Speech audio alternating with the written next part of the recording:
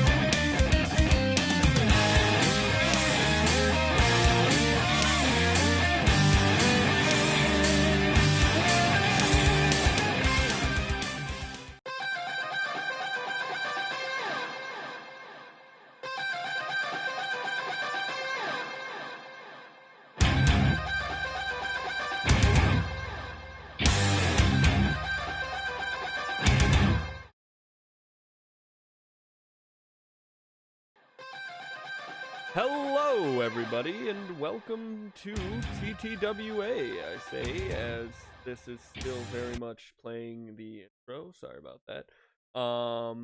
Welcome back. It's been a while since we've had a TTWA episode. Last episode, if you remember, we started the King of the Deathmatch 2019, which, at the rate I'm going, will not finish in 2019. But there's only actually I only made it a 4v4 because 8 was way too many people. So we have we're gonna go to our second round today, which is going to be Isaiah Cassidy versus Eric Young. Actually, I'll just run down the whole match card. So we got Isaiah Cassidy versus Eric Young. Then we're gonna go to the 6 Trials defense. Chun-Li's gonna defend it against a random challenger. Then we're gonna come back to the King of the Deathmatch. We're gonna go to bracket B, where we're gonna see Miguel Perez go up against Kari Hojo. Then we're gonna have an 8-man elimination match because those are just fun. Then we're gonna come back to the King of the Deathmatch. You can kind of see a trend in tonight's card. And that's gonna be Eric Young versus Magnum TA versus Sika, which will be a fun match. Then we're gonna have number 1 contenders gauntlet match. We're gonna start because I like doing that during tournament seasons. Where it will be a random team of 3 versus a random team of 3. The winner of that team will go on to the next week, or next show, I should say, where they will fight against another random 3. Then whoever wins that will either face the trios champions or will have to do another random 3 during the finals. I think I might do that just to make it longer. And then when the next show, when the winner of the King of the Deathmatch gets his title shot, we will have the actual title match. So they have to survive either 3 matches or just be lucky enough to be the last team, right? But then we're gonna have our final match of the King of the Deathmatch tonight. That's gonna be Ronald McDonald versus Brian Christopher. And then we're so last show we had a 4v4 between a team of Kenny Omega's choosing and a team of Brian Pillman's choosing, and Brian Pillman won that one because Kenny Omega kind of brought a bunch of jokes. Didn't really take he didn't take Pillman seriously. So we're gonna have a representative match where Kenny and Brian will be seconds to a man or woman or thing that they have assigned to represent them, and yeah, just continue the feud without them touching. That's how I like to do things. Now, if you are new to TTWA, you might be. TTWA is basically a Fire Pro league in which I have roughly about 4,000 people I've downloaded. Some of them are real people, some of them are fake people, some of them are jokes, some of them aren't even people, some of them are like invisible, some of them are aliens, some of them are like wrestlers and boxers from like the early turn of the century 1900s. Some of them are like, but I also have like up-to-date shit. Like I just downloaded the dog mascot from SmackDown that Baron Corbin used in that horrible segment. So like I have a huge swath. You never necessarily know what's going to happen and TTWA, who you're going to see fighting each other. That being said, we know who we're going to see fighting each other in this tournament. Now, let's look at the rankings real quick. So they're actually the same both sides, right? So Isaiah Cassidy beat Magnum TA in the first match of the tournament, putting Magnum TA at a goose egg, while Isaiah is leading with 2. Eric Young and Sika actually tied. We see the same over here on the B bracket. Ronald McDonald beat Miguel Perez Jr. Hojo and Christopher tied as well. So it is actually honestly a crapshoot at this point. So there's a total of 6 points you can earn. If Ronald McDonald and Cassidy win, that puts Magnum TA and Miguel Perez Jr. in a must-win situation to just tie. If you tie in a round-robin tournament, you actually fight each other to determine who goes next, right? Now, these guys are a little bit more interesting. So Hojo and Brian Christopher, if they win, same with Sika and Eric Young, and McDonald and Cassidy don't win, they're in the lead by a point, which is interesting because that means they can get it taken away. There's a lot of interesting points here. So they can get a maximum of 5. Isaiah and Cassidy and Ron McDonald are the only people who can get the full maximum. Magnum TA can only get a maximum of 4. That being said, let's begin. Eric Young, if Eric Young wins this, he is now in the first place position in bracket A. So let's see what happens. Now, once again, this is a deathmatch tournament. I believe the ring explodes. I accidentally set the ring too low. I think it explodes after 10 minutes, I want to say. It is so loud right now. I don't know if it's loud for you guys. It's probably not. I was blasting this because I was playing the Mafia. And let me tell you something about that Mafia. It makes your PS4 fucking loud. And this is popping up. Why is my settings popping up? Oh, because it wants me to restart my computer. No, thank you. Anyway, sorry about that. Made the screen chug. I've been having some RAM issues lately, and I don't know why. Anyway, Isaiah Cassidy with the moonsault right on to Eric Young. Both men representative of 2 brands fighting each other right now, except for Eric Young's not in NXT anymore, but it doesn't matter. Power slam from EY onto Isaiah Cassidy. Isaiah Cassidy, when we first started this tournament, was a relative unknown. Since then, he has been working in other promotions, such as AEW, and has really kind of made a name for himself in their tag team division. Not so much their hardcore division. Here's where he's trying to make his name there.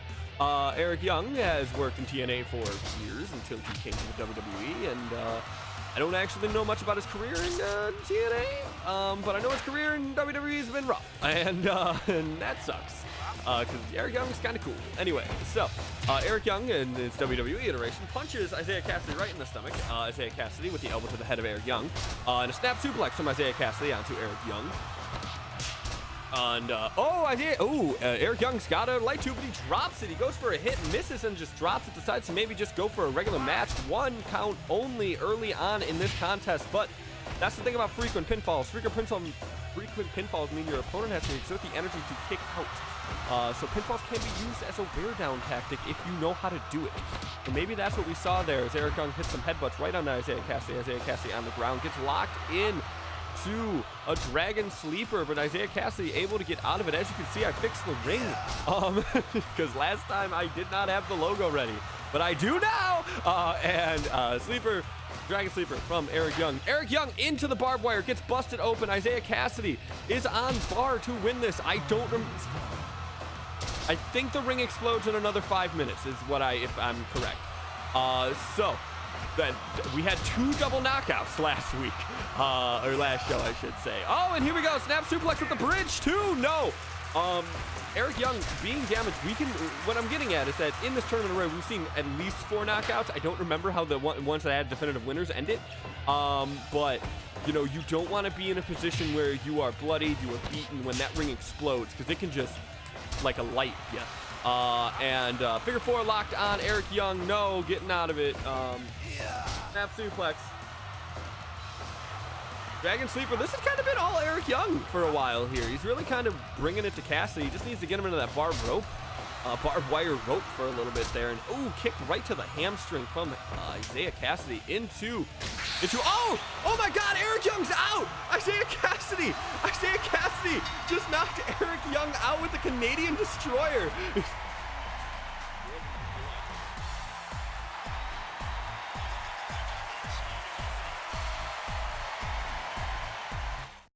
With that being done, we now know that yeah, so when we come back, our third match of this tournament tonight, Magnum is a must-win for Magnum TA.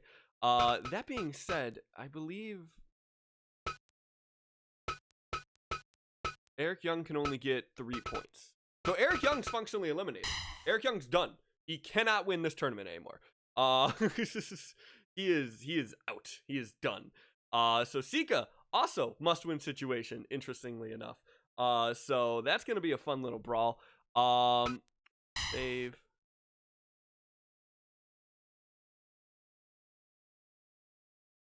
Okay, cool.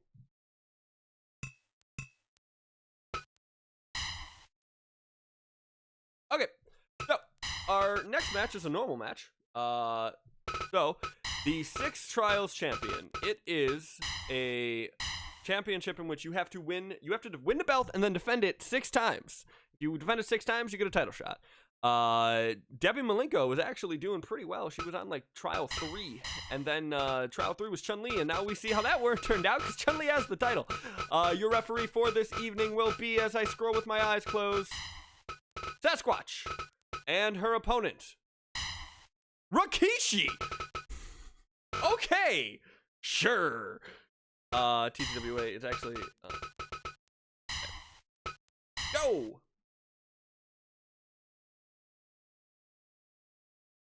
Does Rikishi have a winning record? That's fine.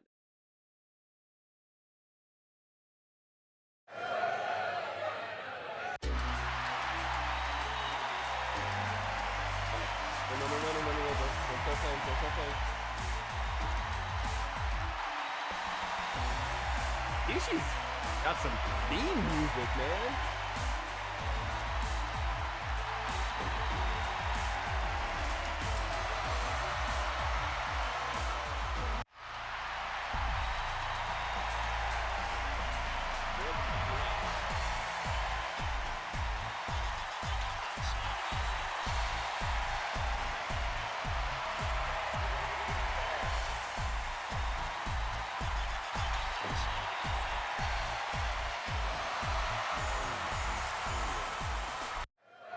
This is actually Rikishi's debut, which is insane.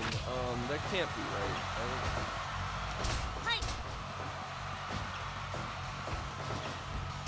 Wow, we've never had Rikishi, ever. Wild.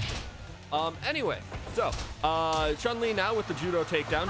Chun-Li's got that shoot fighting experience, whereas Rikishi has sumo wrestling, I guess, but not really.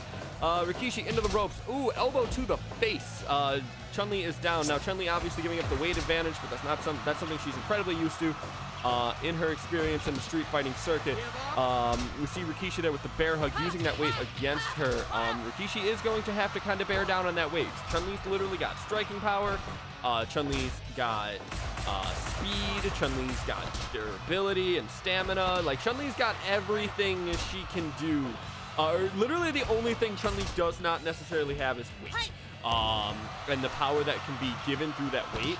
But, like, Chun-Li's got everything else on Rikishi. This should, on paper, be a relatively easy win for Chun-Li. But we've seen upsets before in the TTWA. Rikishi, and Rikishi wouldn't have, gone for this match if it wasn't something he thought he could do. No, only 1 count. Wasn't something that he thought he could win, right? He wouldn't go and diminish his win-loss record, which do matter in the TTWA. 2. No, we don't go by, we don't do the, oh, it's Akuma! Akuma's coming down to the ring! But whose side is Akuma on? Whose side? It looks like he's just kind of watching the action. No, he's helping Chun-Li, that son of a bitch! Chun-Li's cheating! Chun-Li, Sasquatch, do something! What is this? Rikishi is now in a 2-on-1 situation. Oh my God, he's unleashing the Setsui no Hanu. What is this? This is insane. I've never seen anything like this in TTWA. And he's leaving. He hits the Sensui no Haru, whatever the fuck his finisher is, and he just leaves. And Rikishi goes for and almost pins her while he's leaving. Okay, sure. Now Rikishi looking very tired after he just got stomped on by two separate people. What was that about? What is Akuma's? Why would he come out and help her? 1, 2, go. But without Akuma, Chun-Li, maybe she just expected Rikishi to go down, but Rikishi has the heart of a fighter here as he hits a savate kick right into the back of her head. Oh, but judo throw from Chun-Li. Now Chun-Li go for the pinfall. 1, 2, 2.9, no. Rikishi still going. Oh, just takes a super kick right to the face. 3, no, that's it. Rikishi's done. Easy. Right after they give the assist to Akuma, coming in and saving his friend, I guess. Chun-Li. I don't know what that was about. Super kick right to the face. Oh, 3, no, that's it. I accidentally did it. Did I hit enter? Chun-Li gets her first title defense by hook or by crook. That is a title defense. So Chun-Li only has 5 more trials remaining. Man, poor Rikishi just got robbed. I'll say it. I'll say Rikishi got robbed. That was a joke. The referee did just let that happen. Let it be known. I think the referee's in on it. Okay, can't just let that happen. That's not even the option I wanted to go to. Okay, B bracket. We're gonna see Miguel Perez Jr. versus Kari Hojo. Once again, this is a win. This is a must-win situation for Miguel. If Miguel loses here, he can only get a maximum of 2 points.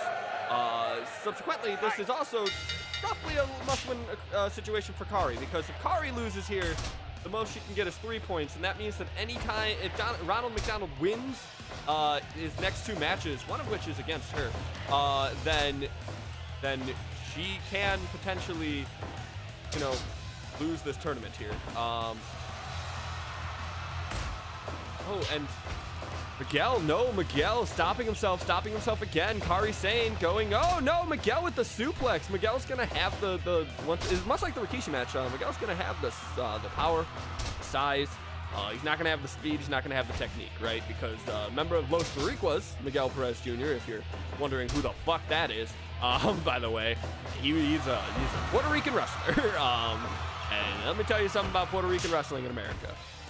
1, it is still in America. Puerto Rico is part of America. But 2, in the mainland, we don't know shit about it, right? So we know that's where the Colognes are from, and that's about it. Anyway, so Kari got him locked into a Scorpion Deathlock here. No, Miguel is gonna once again use that strength. Submissions like that where you're using your body weight against your opponent don't necessarily work super well when your opponent probably double your weight. Snap suplex from Hojo. Oh, she's going for it again. She keeps going for this, and I don't understand her thought process on this. She's trying maybe to wear down the legs, but that doesn't, if you take him, I guess get him off his vertical base, he loses that power, yeah, and right into the ropes. Doesn't look like it's working super well for Hojo as Miguel hits this moonsault on her. Oh, and a kick right to the face, and oh, look at that, just cutting off the air to Miguel. No, Miguel able to fight out of it relatively easy. Like I said, these submissions where she's using her own weight against her opponent is not gonna work. She's gonna need to use a submission that uses Miguel's weight against him. Not this. This would not do it. Yeah, and there he goes. Out of it really easily. We are about halfway until the ring explodes here. 1. No, nothing. Oh, Miguel stopping himself. No blood's been shed here, but Hojo has been thrown into the ropes. Miguel, she just keeps going for these submissions, and Miguel's just easily powering out of them. I don't understand Hojo's strategy here. She misses a drop kick and one of the few actual strikes that she's attempted here. Now she's starting to get more striky. Oh, snap suplex.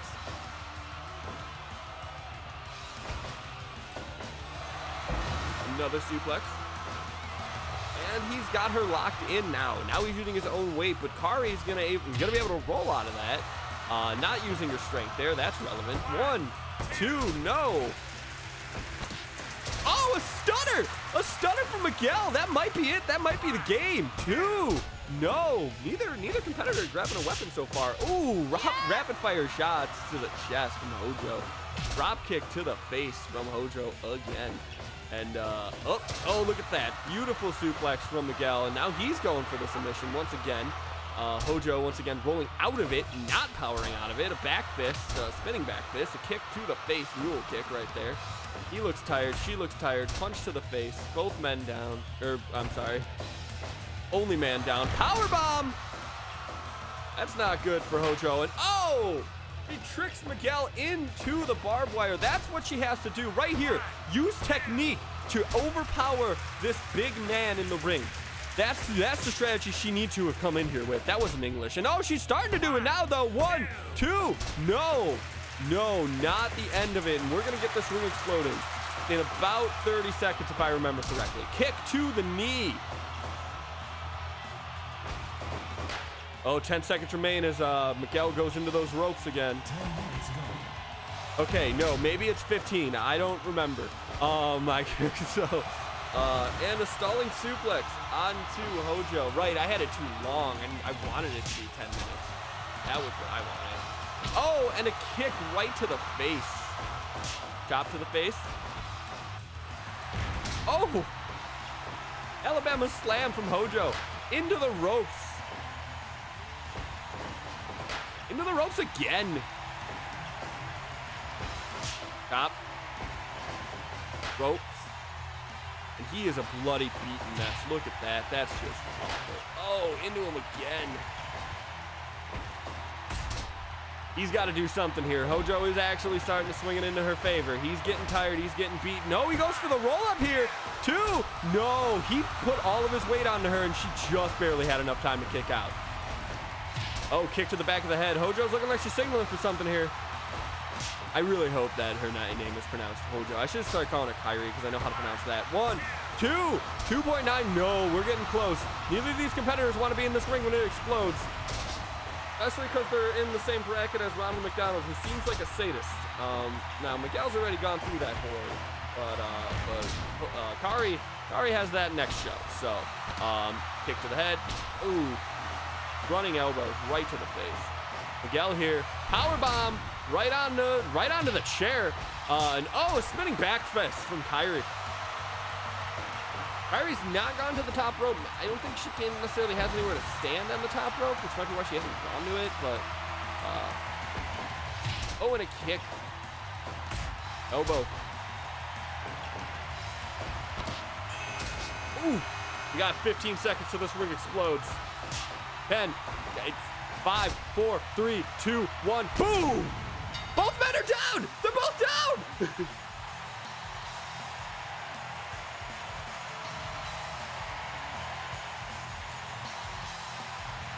You guys remember when the King of the Deathmatch had a shit ton of draws in it? Double knockout. Both competitors beat themselves so hard that when it came time for the ring to explode, they both just couldn't get up. That puts us in a really interesting predicament here. One, it separates A and B bracket, which is good because I was kind of upset that they were pretty much the same thing. So Hojo now has 2 points. So Hojo, assuming Ronald McDonald only wins one more match,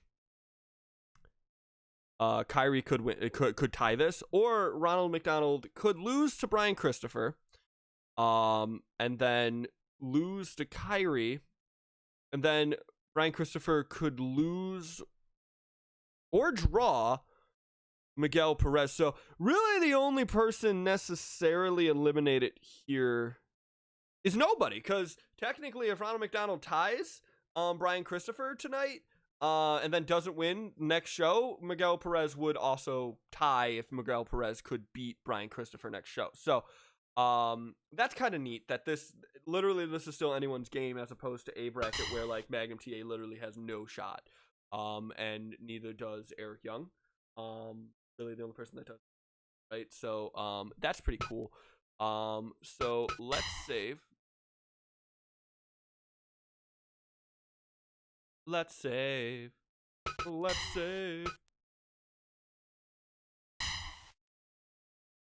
Okay, 8-man elimination match. Let's do it. Offline.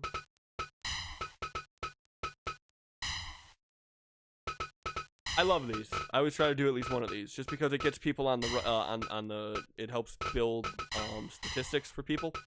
But also, they're just fun, right? Your referee for this will be Joker.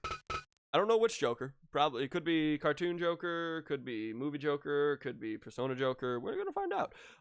And randomly we will have Sarah Del Rey versus the Gladiator #2 versus Lacey Evans versus the Executioner #2 versus Jamie Noble versus the Boogeyman versus Sunny versus Lewis from Left 4 Dead. Let's go.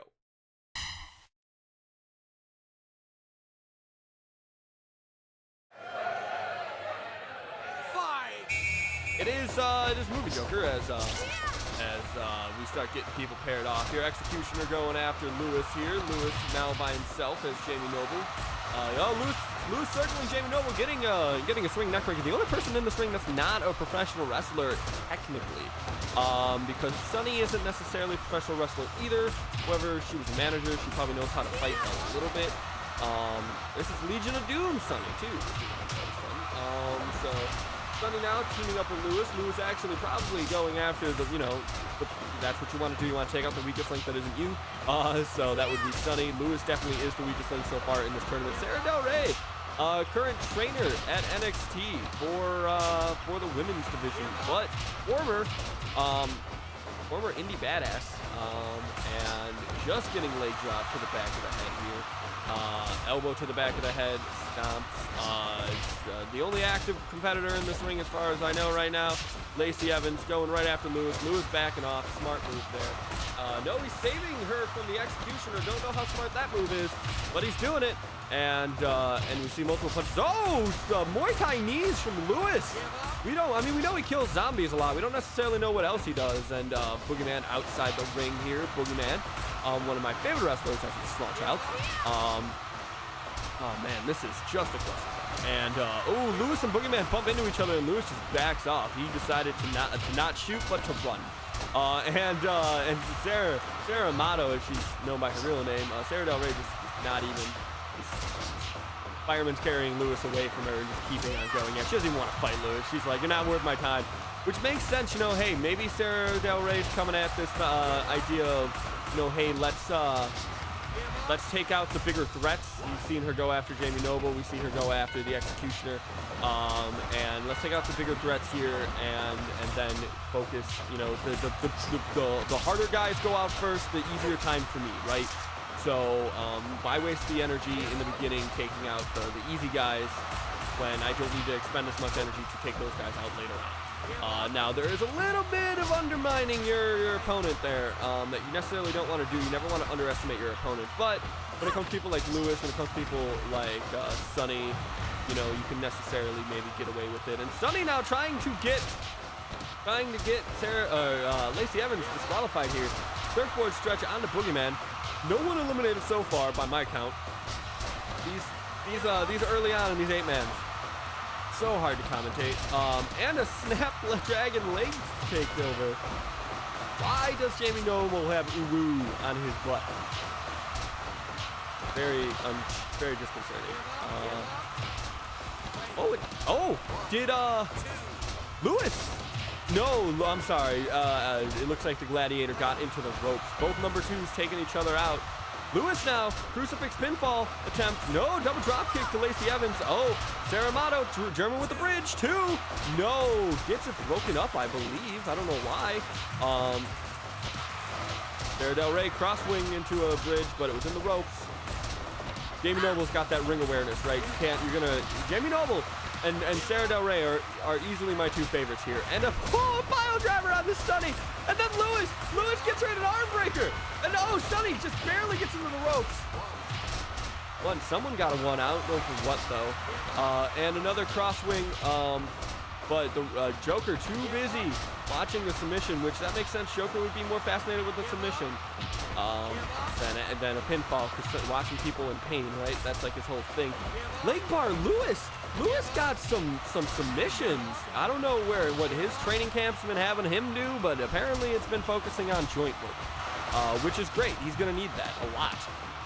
Lewis once again going after the elbow or the shoulder joint. 2.9. Sunny still in this. Executioner number 2 getting thrown out of the ring. Referee's going to be preoccupied counting to him. He does get a 20, although he won't even use that. And he gets back into the ring here now. Both girls teaming up, all girls teaming up on Boogeyman. No, Sara Del Rey now going after Sunny. That's a 3 count. That was a 3 count, and the Joker just ignored it. I don't know why the Joker is ignoring Sara Del Rey, but he is. Sara Del Rey should have eliminated Sunny like 3 times by now. Maybe he has a thing for Sunny. She is the most like Harley Quinn-esque of the women in the ring right now. In the sense that she's a spiraling disaster. Anyway, Boogeyman now getting sidewalk slammed by Executioner number 2. Jamie Noble now going into a camel clutch, and for some reason Lacey Evans saving him. Lacey Evans though, oh look at this double submission! Boogeyman in the armbar by Lewis. Lacey Evans putting Jamie Noble in the single leg Boston Crab while standing over him. And you know, Sunny keeps going for that disqualification trick, but I really don't think the Joker cares much about the rules. Like, he doesn't seem like he's going to be the kind of guy to disqualify anyone for not following the rules. And a spinning neck breaker, I believe, from Boogeyman. I just saw the end of it there. And a running bulldog from Lewis. Gladiator number 2 now taking down Noble and Sara Del Rey and Lewis and Lacey Evans. Getting thrown into the ropes and just running right into the back of the shoulder of Boogeyman now. Executioner. Oh, Boogeyman biting away at Lewis's head.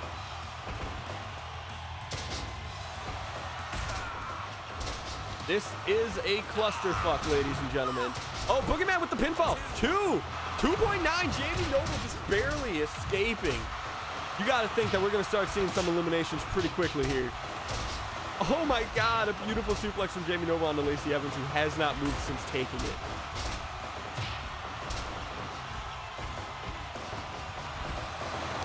Elbow to the back. Oh, Executioner number 2 getting thrown outside the ring here. I love the matches in which I know the names of everybody. Executioner's got a weapon. But what's he thinking about doing there? He can't hit anybody with that. Oh, but he's going to try. Like I said, Joker doesn't necessarily care much about weapons. And he was distracted by Sunny. Oh, look at that. He's got Jamie Noble with a crippling crossface. Jamie Noble able to get to the ropes. Lacey Evans pinning Executioner number 2. I'm sorry, Gladiator number 2. Not going to do much. Lacey Evans on single leg Boston Crab. Lewis going to be able to get out of that, use his power. Boogeyman going to the top rope here. Elbow drop onto Execution number 2 while he is on a chair. And it looks like Sunny got eliminated there somehow. We also lost... No, we didn't. We didn't lose anyone else. Yeah, Sunny must have got submitted or pinned. I didn't see a number pop up, so I'm assuming someone submitted her. We'll see in the official reports. Like I said, it is very hard to keep track of this action. You sometimes just lose it, you know. 1, 2, 2.9, Boogeyman. Able to get out. Snapmare.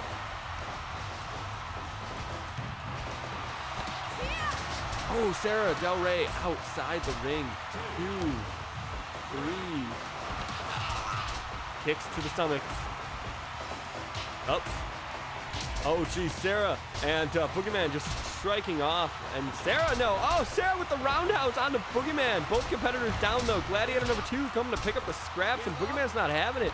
Boogeyman with the elbow to the back of the spine of Gladiator number 2. A suplex there on the Boogeyman. It's all Boogeyman. Boogeyman's going wild in this corner right here. Elbow to the back once again. And he goes after Sara Amato, Sara Del Rey. And her real name is just so much more fun to say. And oh, look at that. Sara Del Rey now stuck in that submission situation. That lower back going right up against the Gladiator, or the Executioner's shoulder blade, which is actually very painful. 1, 2, no. Jamie Noble barely escapes. And oh, Jamie Noble runs right into Lewis, and Lewis runs right into Gladiator. Gladiator and Executioner. Executioner choking the life out of Gladiator. Executioner choking the life out of Gladiator. I believe Gladiator submitted. Gladiator did submit. We are down to 6 competitors. Elbow to the face from Lewis. Gladiator now, fresh off the momentum of getting an elimination there. Is going to go after Lewis, take him down. Lacey Evans is stunned to the outside. Jamie Noble, no. Gladiator saving Sara Del Rey for whatever reason. Sara Del Rey going after the Boogeyman.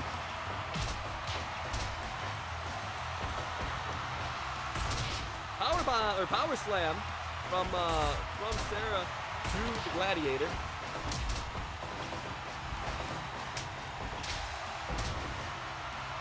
Oh, Gladiator has a weapon. Like I said, doesn't appear Joker cares, but Sarah's able to get around it. No, she gives Gladiator a pile driver onto the chair, but doesn't follow up for some reason. Not sure what that was about. Lewis now throwing some bows right into the face of Mrs. Del Rey. Punch to the face of Mrs. Del Rey. And now, looking like Boston Crab, I believe Sarah just tapped out. Sarah just tapped out to Lacey Evans. Well, there goes my favorite. Eliminated third. And Jamie Noble's out too. So is the Boogeyman. Your final three are the Executioner, Lewis, and Lacey Evans. Who's called the Lacey Von Erich? Oh, this is the move that eliminated the Gladiator. Lewis gonna let it happen. No, Lacey Evans able to get out of it. Oh, but now he's got her in a leg bar, but no, Executioner. Executioner just really, he's got that sadist nature in him. He just wants to be the one to eliminate people. He doesn't want to let other people have the fun. He just kicks her away like she was a ball. And, oh, look at that, Lewis now with the leg bar. And no, Lacey Evans returning the favor. Competitors been fighting for almost 30 minutes now. Lewis isn't even a trained fighter. Executioner showing signs of weakness. Lewis got him locked into a crippler. Lewis, no, and he submit. No, was he in the ropes or no? He was in the ropes. Executioner out now as we see a spinning neck breaker from Lacey. The pinfall. 1, 2, 3. That was definitely 3. Joker's not been very good at officiating. Oh my God! Tombstone. Lewis now leg bar into Lacey. Lacey submits. Lacey did not submit. No, Lacey got into the ropes. The referee really needs different hand signs for getting in the ropes and submitting. No, Lacey did submit. Lacey did submit. The Executioner just went after her. Your final two, Lewis and the Executioner. Maybe the Executioner did the strategy. I mean, he did technically eliminate all the toughest people first, right? So it is possible that the Executioner did that strategy I mentioned earlier. Eliminate leave the weakest link for later. You can come back to him. But Lewis makes him eat his own words and the words of everyone else who's been watching this, and he beats the Executioner with an armbar. Incredible. It's been. Lewis, I feel like I've seen that model, but hold up, let me look. Records. No, that was the premiere for Lewis, and he won. Okay, what eliminated Sunny? Across arm breakers. That was Lewis. Lewis eliminated Sunny. He also eliminated him. Cobra Claw was. Yep, I watched the rest. Wow, what a show. Lewis going home with a win. Normally a good performance in an 8-man normally opens the door for you a little bit. We've seen that happen with some people.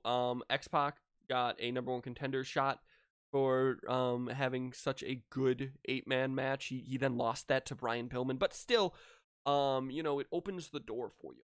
Now, we are going into our final match of the A bracket. Now, this is a match that Sika cannot lose.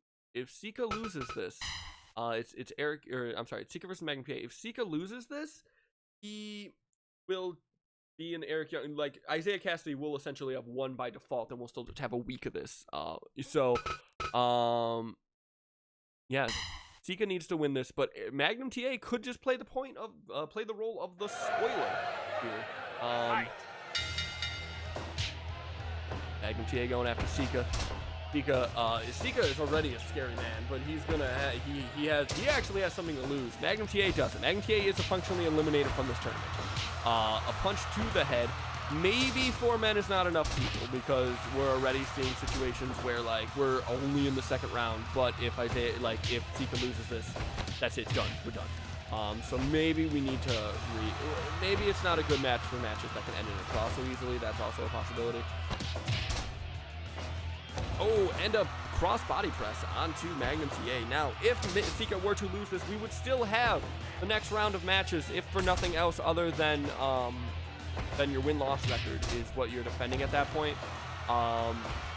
But Isaiah Cassidy would have to be very careful in his match against Sika because he has to go on against the winner of B bracket if he were to win. If Sika were to win, it would then present next week's match between him and Isaiah Cassidy as a situation in which the winner of that match wins the entire bracket. So Sika getting suplex, not doing so hot here against Magnum TA here. But we saw that last week. Magnum TA had a really good start, and then, you know, crashed and burned halfway through, and then the rest of the match was just kind of him just limping along. So yeah, you definitely don't want to judge him based off of his initial flurry at the beginning. Doesn't necessarily mean much. It just means that he is, you know, he's a hot start. Doesn't necessarily mean that he can go for a while, especially in this kind of environment. Then again, he does come from the more southern style of wrestling. They don't have this. This was never a thing in southern style wrestling, but there was a lot of blood, a lot of guts, war games, shit like that. So, so this isn't unfamiliar territory to him that it might be from the tag team specialist Sika, who kind of wrestled in New York mainly, and didn't really do these kind of hardcore brawls. Elbow to the back, and God, Magnum going for the pinfall. Jumping headbutt onto Magnum. Now Sika's gonna start using that barbarian-esque offense here against Magnum. Gonna suplex him very technically after I said that, and take just a drop onto the knee from Magnum. Magnum stalling suplex onto Sika there. Sika hitting him with a backbreaker here and getting him locked into a rear naked choke. That's interesting. That's interesting strategy that you would try to choke him out there. Jumping headbutt. We are about halfway to this ring exploding as, you know, Sika has not been using this ring to his advantage the way Tully has. Tully has thrown Sika into the ropes, I believe, about 3 times now. There we go. Now Magnum finally going into the ropes for the first time. Maybe a little bit too late. Belly to belly there. Oh no. Sika's able to get out of it just barely.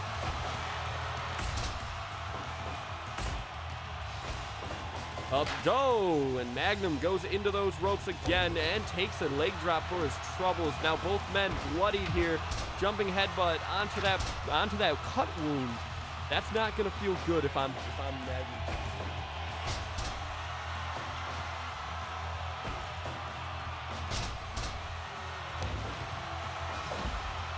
Multiple kicks into the barbed wire. And just once again going after those arms is Magnum. I'm not sure why. We only have 5 minutes until this ring explodes. Headbutts. Snap suplex from Sika. Sika needs this win here. Once again, if Sika doesn't win, Isaiah Cassidy has won a bracket. 1, 2, no. Oh, Samoan drop from Sika. Going for the pinfall again. 1, 2, no.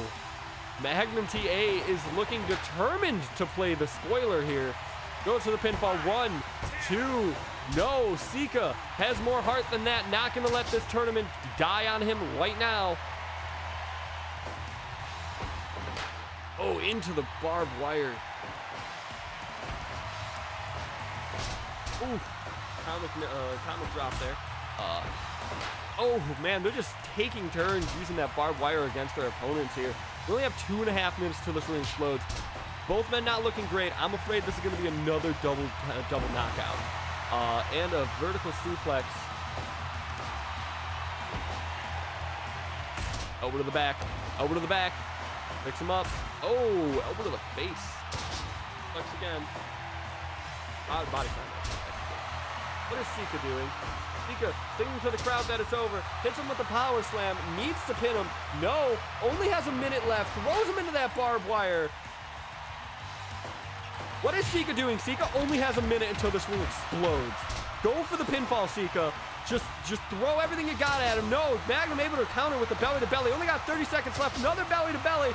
But Magnum now 1, 2, 2.9. Sika up. Oh, this ring exploding in 15 seconds. Sika needs to end this now. Magnum needs to end this now. One of these guys needs to end this now. Sika, go for the pinfall. Stop. Taunting to the crowd. Both men down. Both men unconscious. Isaiah Cassidy has just won the A bracket.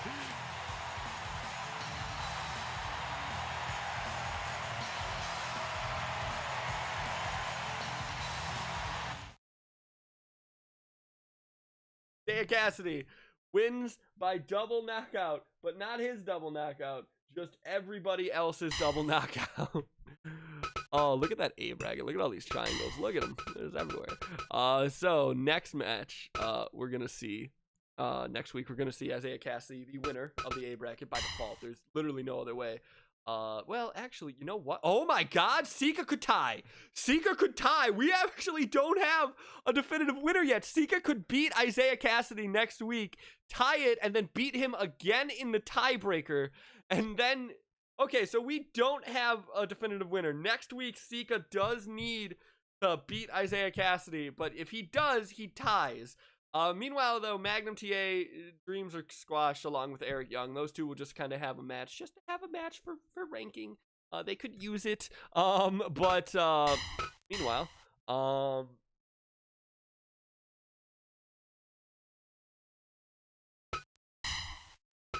we have the beginning of a gauntlet match, ladies and gentlemen. So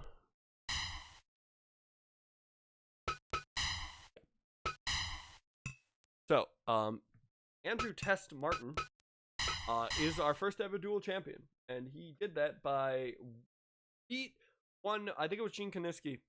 No, it was Yuji Nagata. He beat Yuji Nagata, defending his tournament championship. So we ruled that he then earned a shot at the tag team titles, the trios titles, I should say, and he beat them. So our current trios champion is Test, Texano Jr., and Ronnie James Dio. They don't have a number one contender. And no one is necessarily in the position where they can go after the title count defense, right? So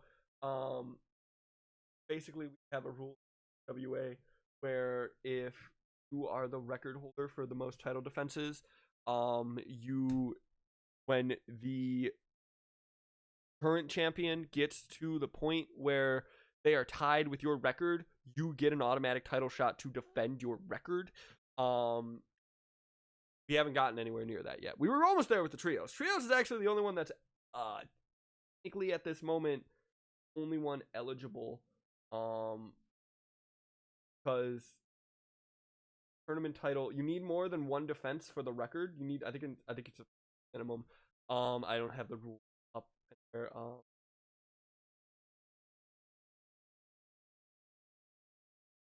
I don't know what they are, but yeah, you need more than that, and you need 3, and you can't do the 6 trials. So Kenny Omega is the first ever undisputed champion. So the trios are the only ones that title actually that rule will apply for, but we haven't gotten there yet. So anyway, we're gonna drop out Bushi and Taka Michinoku. So the first, go away, Bushi. What just happened? Okay, cool. So your first round of the trios championship gauntlet is Chris Adonis, Bert Asistrati, and Katsushiko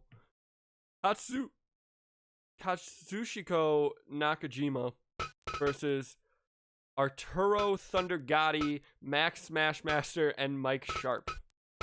Okay, your referee for this match will be Steve Austin. Okay, getting good refs. Normally I just get like a bunch of like Charles Robinsons. Fight.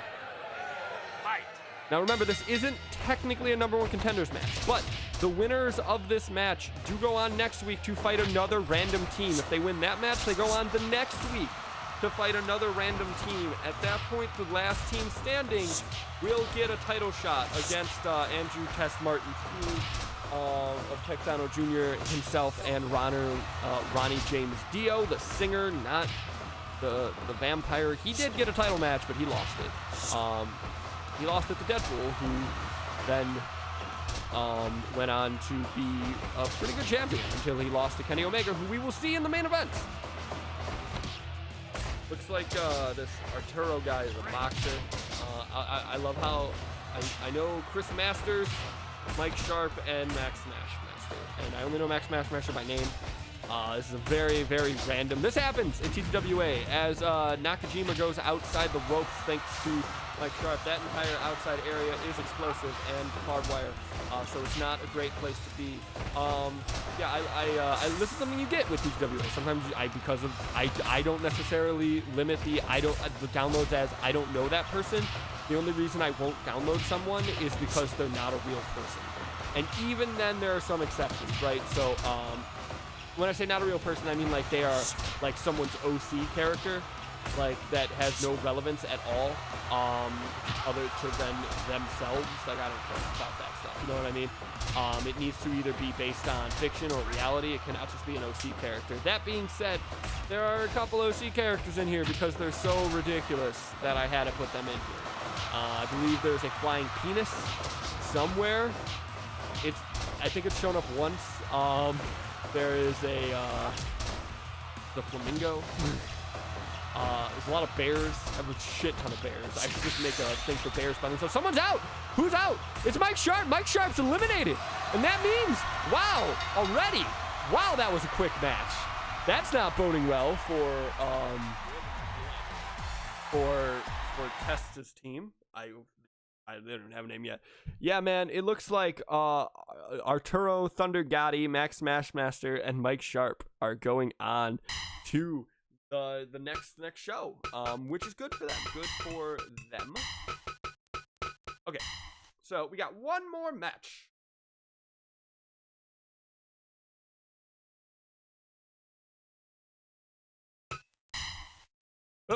In the Tournament of Death.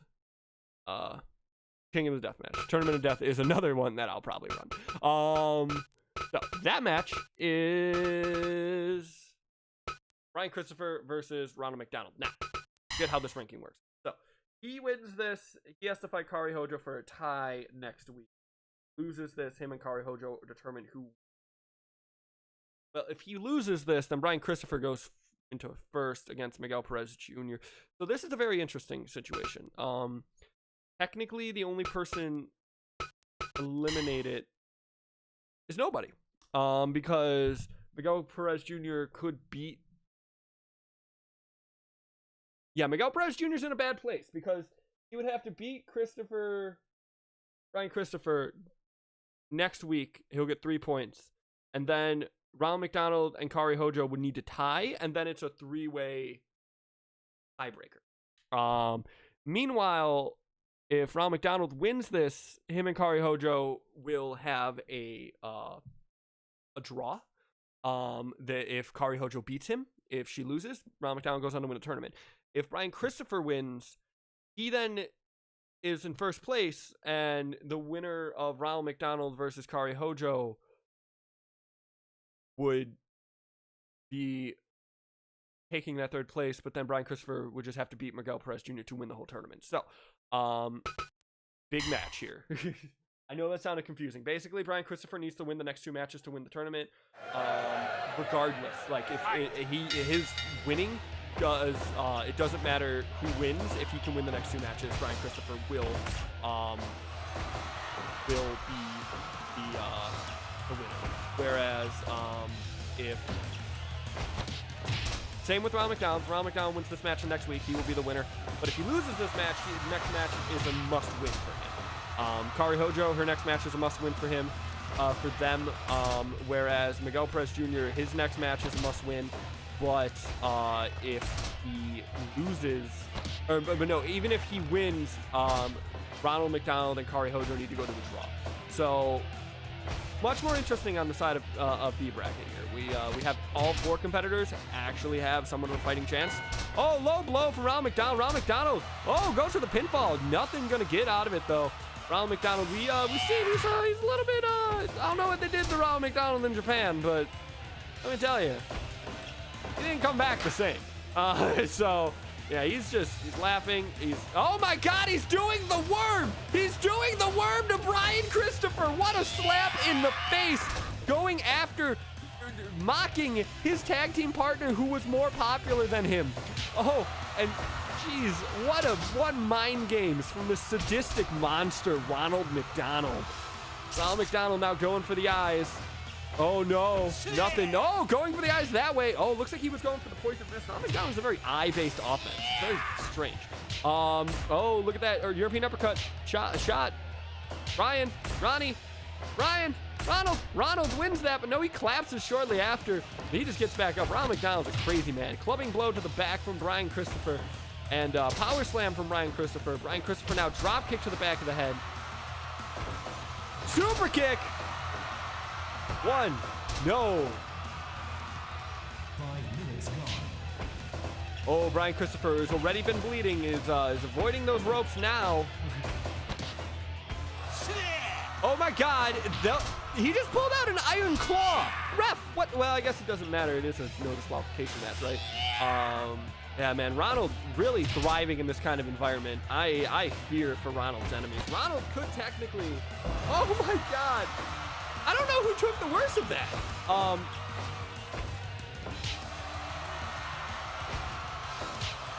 Ronald is easily my favorite to win the B bracket. Ooh.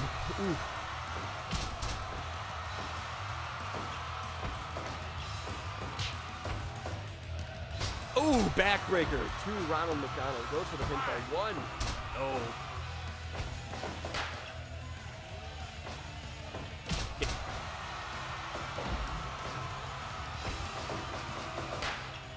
Oh, Ronald's now busted open after going into that barbed wire a couple times. I actually, so straight up, I'm hungry as hell. And I've been debating just driving down the street to the McDonald's and just getting some fucking food. Because, like, I don't want to spend money.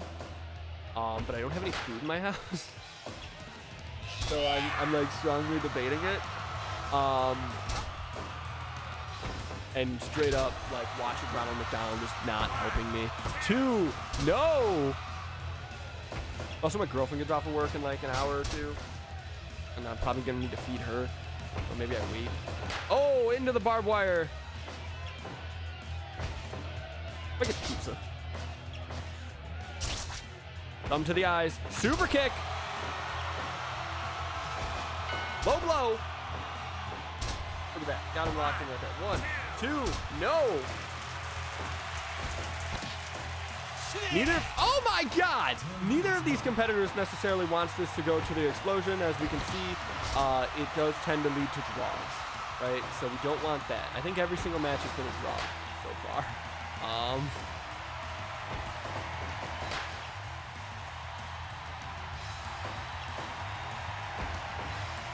Oh, just backbreaker from Brian Christopher on to Ronald McDonald.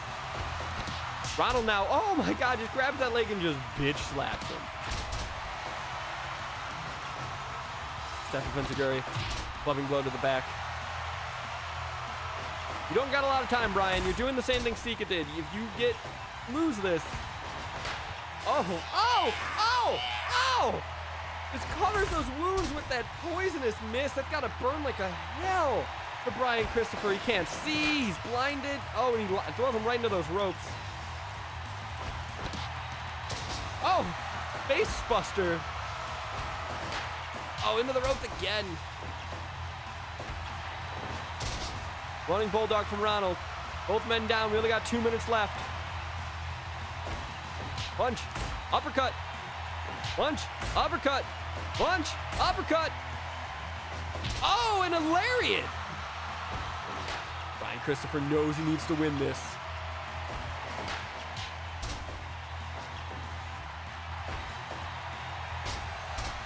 Oh, just dropping that knee.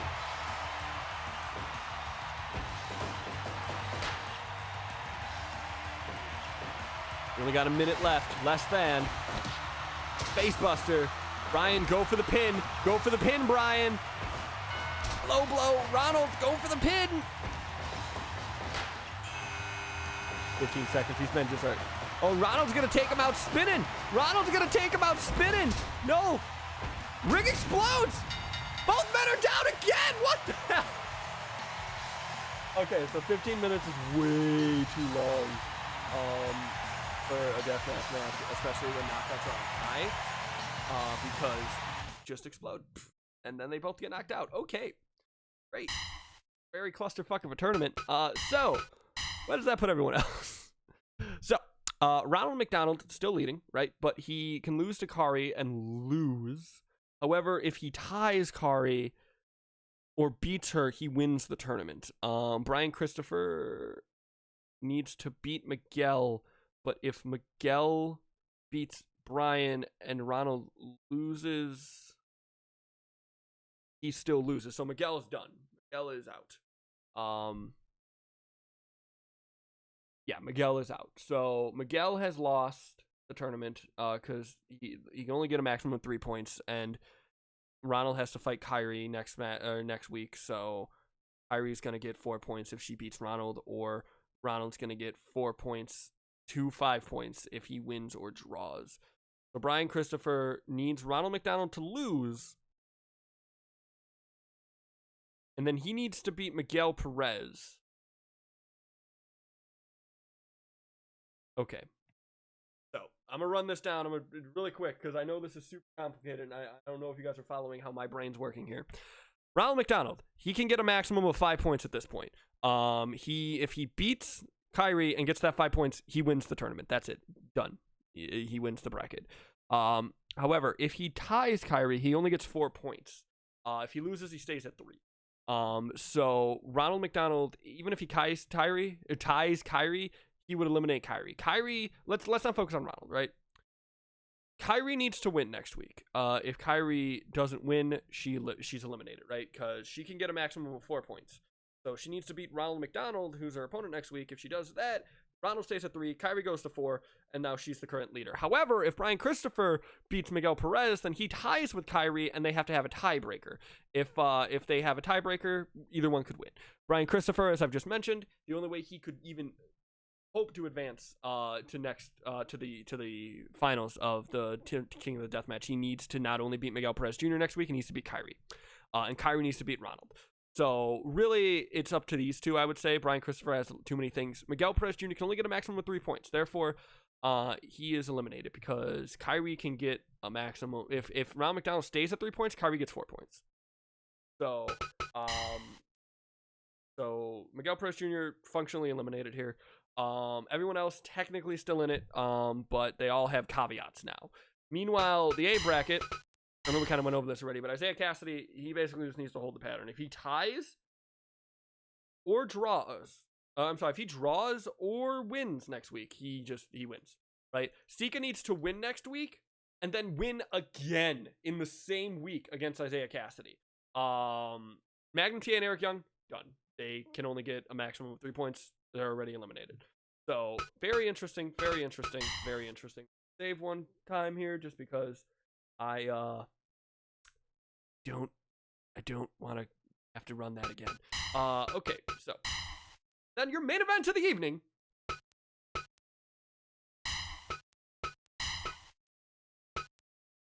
Give me a second while I set this up.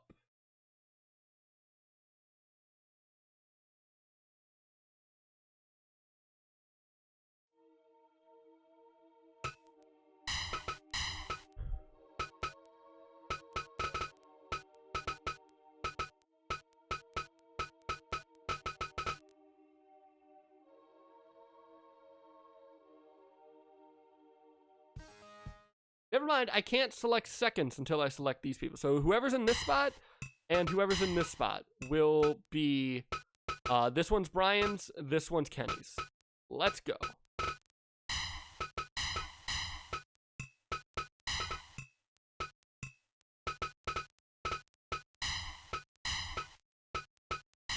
Okay, very interesting. So we have representing Brian Pillman, the Repo Man?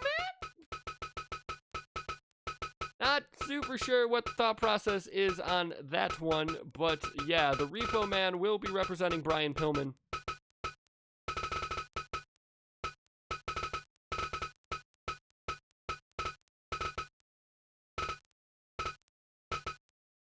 Oh, wrong Brian. This is why I have the loading screen. I just don't feel like putting it back on. Because as you can see, I have a lot of people. This isn't even the original Brian. I lost that one, so I just use this guy now. Second, Kenny Omega, that one's easy enough to find.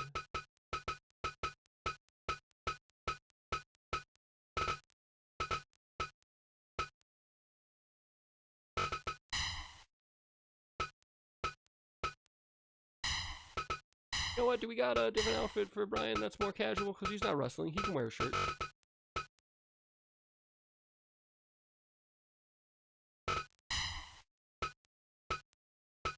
No. Okay, cool. Yeah, I'm very interested in this because you would think that after last week, Brian Pillman would select maybe, well, maybe he anticipated that Kenny Omega would maybe not select someone super high quality. Then again, Repo Man, not like a joke as opposed to last week where Kenny Omega just picked like fictional characters. You know, it's definitely, he is a wrestler. He is technically one of the longest reigning tag team champions of all time. But that was in a different light for Repo Man. Heidenreich, honestly, actually probably less successful. Really, it seems like both men just kind of dug the bottom of the barrel here for their representatives. I don't know what Kenny Omega was necessarily thinking with Heidenreich. Someone who kind of was a massive flop, never really did anything that great. And was kind of a poet. Yeah, he just kind of did poetry. I'm thinking that probably Kenny Omega wanted to show that he kind of cared about this match. Very confusing from both men. Very confusing picks. Clubbing blow. I think both men are trying to show that they don't take each other that seriously. They're trying to get into the heads. Brian Pillman's trying to play Kenny Omega's game. However, Brian Pillman kind of beat Kenny Omega's game last week when he beat Kenny Omega's team pretty soundly. So I am quite confused as to why he would stoop to Kenny Omega's level, but here we go. This match is happening. So Repo Man, double axe handle onto the back of Heidenreich. Both men trying to win the favor of their. I mean, this is a big thing, right? So like, let's say Heidenreich wins for Kenny Omega. One, he wins in his debut, I believe, and he is now the #1 contender. Well, no, he wouldn't have been the #1 contender. But he would be in the good favors of the champion, right? This is the main event, a lot of eyes on him. It's possible Kenny Omega would reward him for his win with the title. You know what I mean? We don't know that. I don't know what Kenny Omega's promised anybody. Today with Brian Pillman. If Brian Pillman goes on, beats Kenny Omega in a couple weeks, maybe Brian Pillman gives Repo Man a title shot. If Repo Man can win this, we don't know. We do know both men going to get counted out here. 12, 13, 14, 15, 16, 17. Oh, whew. Yeah, no, I mean, it's very much a crapshoot here. We do know that the King of the Deathmatch does get a title shot. That much we have agreed upon at the TTWA Booking Council. And Kenny Omega now, watching his man go to work. Brian Pillman now, both men, you can see the reactions here. It's very stoic over here. Punch to the head.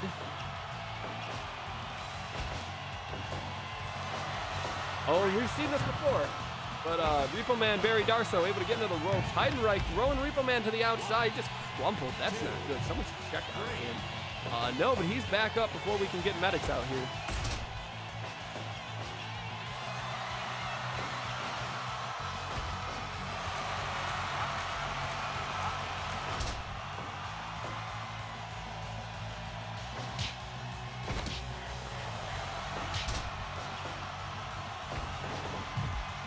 The ropes. No, Barry Darso thinks better of it. Crucifix pin, Heidenreich 2.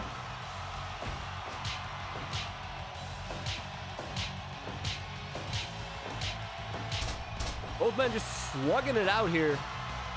Lariat.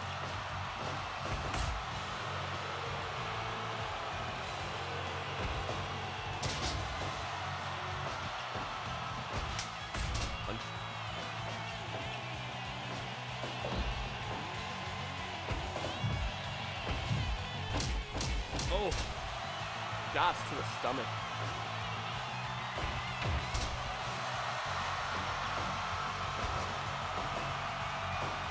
Oh, beautiful move from the Repo Man. 2.9.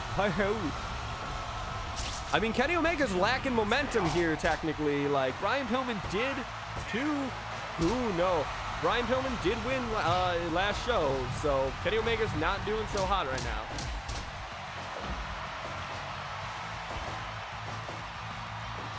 Oh, I don't know what that move is, but it's beautiful.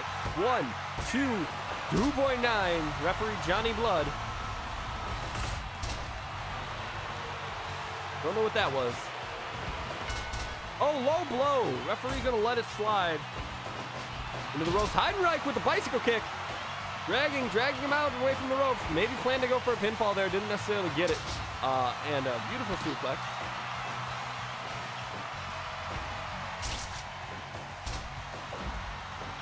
Bounce to the back.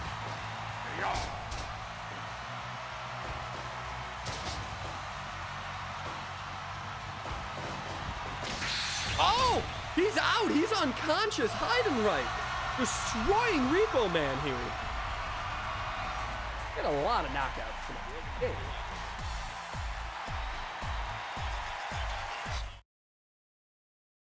So, Kenny Omega now, in this kind of cold war between him and Pillman, has tied it up. We are now at the end of our show, ladies and gentlemen. Thank you so much for coming. If you liked it, please go ahead and subscribe, like, comment. If you're watching this after the fact, why didn't you watch it beforehand? What's up with that? Why didn't you watch it beforehand? Why wouldn't you watch this? Anyway, my name's Totem Trouser. You stay beautiful. Apparently at some point I started recording. I don't remember doing that, but we're